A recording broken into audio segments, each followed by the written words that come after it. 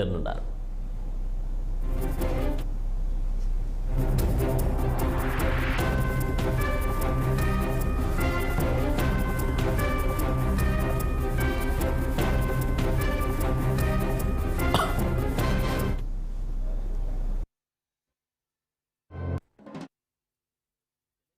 ప్రధాని నరేంద్ర మోదీ రెండో రోజు పర్యటించనున్నారు.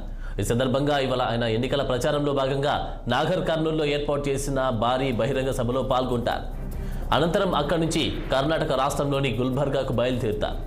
ఇక ఇదే అంశానికి సంబంధించి తాజా అప్డేట్స్ మా ప్రతినిధి రహీం లైవ్లో అందిస్తారు. రహీం,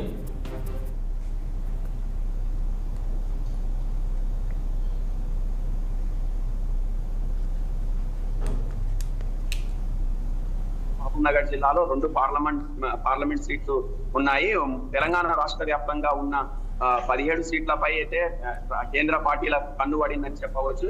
ఏదైతే కాంగ్రెస్ అలాగే బీజేపీ, రాష్ట్ర పార్టీ బీఆర్ఎస్ కావచ్చు, 3 పార్టీలు ఏదైతే ఈసారి ఎంపీ స్థానాలలో భారీ సీట్లను కైవసం చేసుకోనికి అయితే వ్యూహాలు ఏర్పాటు చేసుకున్నారు. అయితే ముఖ్యంగా బీజేపీ పార్టీ ఈ రోజు ఉమ్మడి మహబూబ్నగర్ జిల్లాలో ఉన్న 2 పార్లమెంట్ సీట్లు నాగర్ కర్నూల్ కావచ్చు, అలాగే మహబూబ్ నగర్ కావచ్చు. మహబూబ్ నగర్, నాగర్ కర్నూల్ 2 పార్లమెంట్ సీట్లకు సంబంధించి నాగర్ కర్నూల్లో మొదటిసారిగా ఈ రోజు భారీ బహిరంగ సభ ఏర్పాటు చేస్తున్నారు. దీనికి రాబోతున్నారు. అలాగే ఈ నరేంద్ర మోడీ సభకు నిన్నటి నుంచి ఏదైతే సభ ఏర్పాట్లను ఇక్కడున్న ఇతర ఎంపీ అభ్యర్థులు, ఏదైతే మహబూబ్ నగర్ జాతీయ ఉపాధ్యక్షురాలు, అలాగే ఎంపీ అభ్యర్థి డికే అరుణ కావచ్చు, అలాగే మా నాగర్ కర్నూల్ నుంచి సిట్టింగ్ ఎంపీ వారి కుమారుడు మా కల్వకుర్తి జెడ్పీటీసీ ఏదైతే భరత్ కావచ్చు, ఇద్దరు ఏదైతే సభ ఏర్పాట్లను అయితే పరిశీలించుకుంటూ ఏర్పాట్లను చూసుకుంటూ ఉన్నారు. ఈ రోజు 11 గంటలకు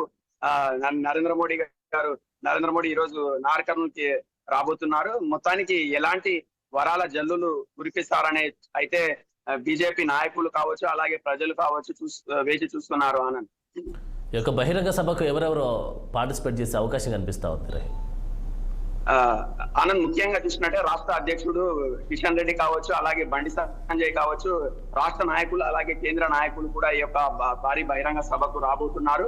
అలాగే ఈ యొక్క భారీ బహిరంగ సభ ఈ నాగర్ కర్నూల్లో ఏర్పాటు చేయడానికి ముఖ్య కారణం ఏంటంటే 2 పార్లమెంట్ ఉద్దేశించి మాట్లాడతారు. అలాగే ఎన్నికల ప్రచారం అని దృష్టిలో పెట్టుకొని ఒక భారీ బహిరంగ సభ ఏర్పాటు చేస్తారని చెప్పవచ్చు.